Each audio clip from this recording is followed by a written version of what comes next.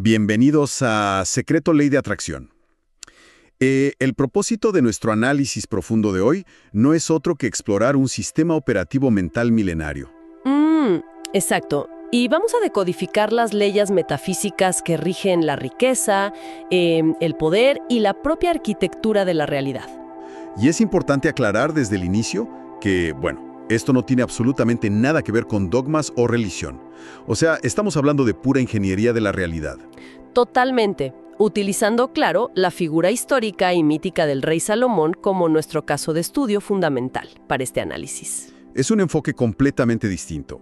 Y para poner en contexto el nivel de riqueza del que estamos a punto de hablar, los registros apuntan a una fortuna enorme. Sí, una que ajustada a la inflación y a los valores económicos de nuestros días, equivaldría a unos 2.2 billones de dólares. Es una prosperidad tan abrumadora, tan vasta, que los textos antiguos mencionan que la plata era tan común en las calles de Jerusalén como las simples piedras. Literalmente. Y esa cifra desafía la comprensión moderna. Supera con creces a cualquier titán tecnológico de nuestra era. Pero la premisa central que vamos a desglosar hoy es que semejante nivel de abundancia en su imperio no fue un accidente. O sea, no fue un milagro pasivo que simplemente cayó del cielo. O un mero golpe de suerte geopolítica. Exactamente. Todo apunta a que fue el resultado de aplicar un código muy específico que transforma el caos interno en orden externo. Ese es el punto clave. Sí, y nuestra meta en este análisis es deconstruir esos principios prácticos. Queremos entender desde cómo se forja una disciplina inquebrantable hasta el manejo del dinero y el magnetismo personal, para que quienes buscan conocimiento puedan aplicarlos hoy mismo. A ver, analicemos esto desde la arquitectura de la mente, que me parece el cimiento de todo. Adelante, me parece el lugar perfecto para empezar. Hay una leyenda fantástica y muy conocida sobre Salomón, que es el famoso anillo de poder que supuestamente le permitía controlar a 72 demonios. Sí, para que construyeran su majestuoso templo. Exacto. Obviamente suena a un guión de película de fantasía, pero la decodificación psicológica de este mito es brutal. Lo fascinante aquí es quitarle el velo al mito. Esos 72 demonios no son monstruos literales con cuernos y fuego que habitaban en el desierto. Claro que no. Representan las fuerzas caóticas, primitivas y a menudo destructivas de la propia psique humana.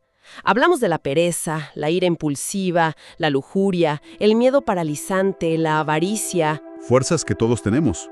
Así es. El insight aquí, el verdadero secreto de esta sabiduría antigua, no radica en eliminar estas fuerzas, reprimiéndolas o pretendiendo que no existen. El secreto es dominarlas y ponerlas a trabajar. Es decir, transformar esa energía bruta en combustible. Si lo pensamos bien, una ira bien canalizada y controlada es exactamente lo que otorga la agresividad para cerrar tratos difíciles. O para establecer límites infranqueables. Totalmente. Y una avaricia que ha sido domada y reorientada se convierte en el motor incansable para construir sistemas comerciales impecables. Y el anillo, en esta metáfora profunda, representa la conciencia pura. Es el yo soy. La capacidad de observar. Exacto. Es esa capacidad ejecutiva de la mente humana para observar el impulso primitivo surgir en el cuerpo, pero sin ceder ante él. El anillo es la voluntad que dirige al demonio en lugar de ser poseído por él. Y ese dominio interno absoluto es el requisito innegociable para construir lo que los textos llaman el templo, que en realidad es el recipiente de la riqueza. Lo cual nos lleva a una ley metafísica muy clara que rige la construcción de ese recipiente, que es la ley del vacío. El universo no vierte vino fino en un balde roto. Tal cual. El universo simplemente no vierte riqueza, oportunidades o conexiones reales en un balde de plástico que está roto y sucio. Primero hay que construir un recipiente estructurado. Y esa construcción comienza en el plano físico inmediato. Si el entorno en el que alguien vive o trabaja está sucio y desordenado, lleno de caos, inevitablemente sus finanzas estarán igual. Como es adentro, es afuera. Es un reflejo directo.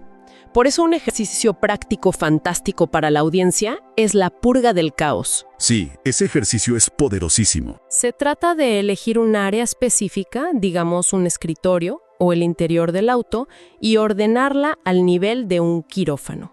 Deshacerse de todo lo que no sirve. Quienes hacen esto suelen reportar un cambio inmediato en su energía, como si hubiera oxígeno nuevo. Es un reseteo espacial.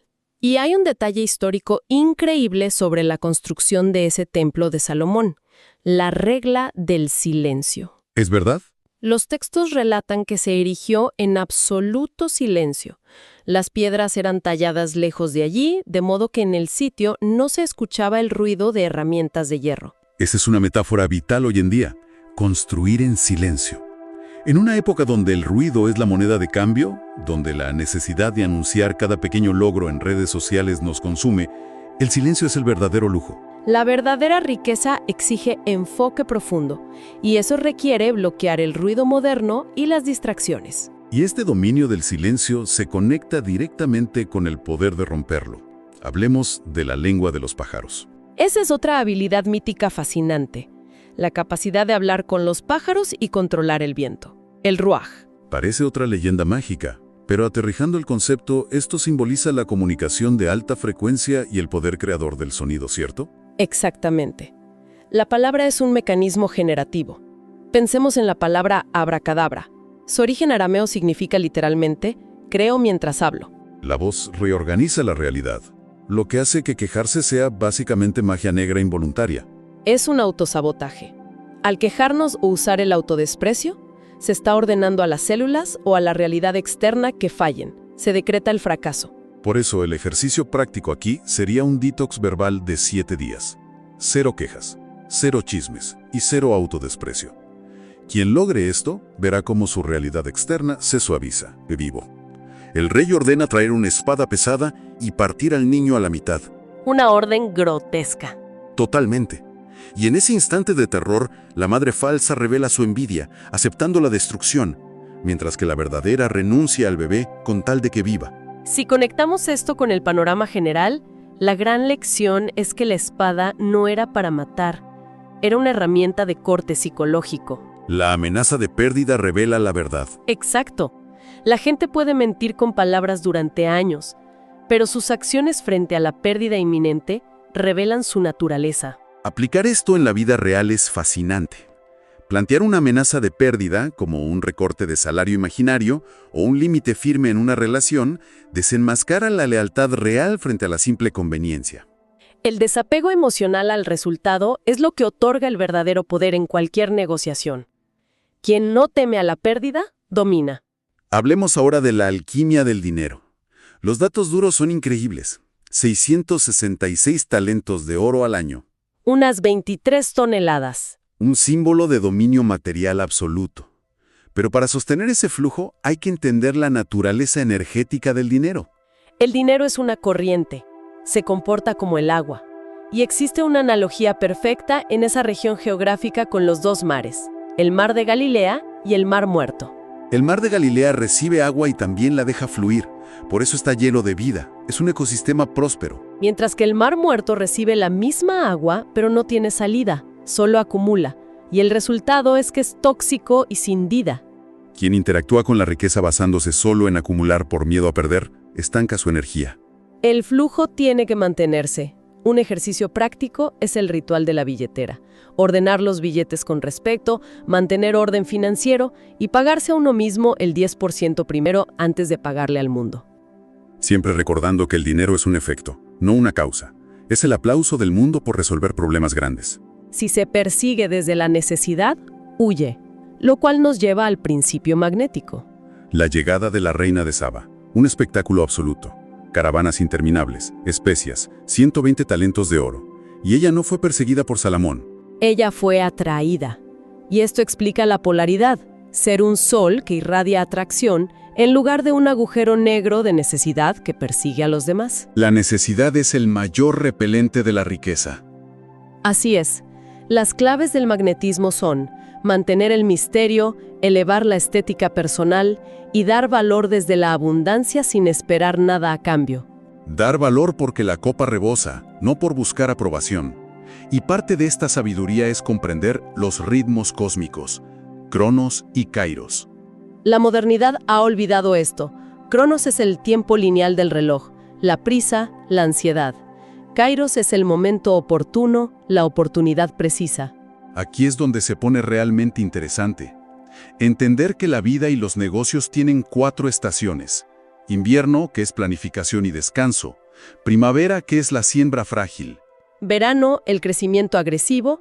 Y otoño, que es la cosecha y la poda. Actuar como si fuera verano durante el invierno lleva inevitablemente al colapso. Por eso es necesaria la eutanasia estratégica. Matar proyectos o relaciones que ya no funcionan para dejar espacio a lo nuevo. Hay que cortar las ramas secas. Y liberar esa energía para construir una verdadera red de contactos. Deconstruyamos el mito del genio solitario.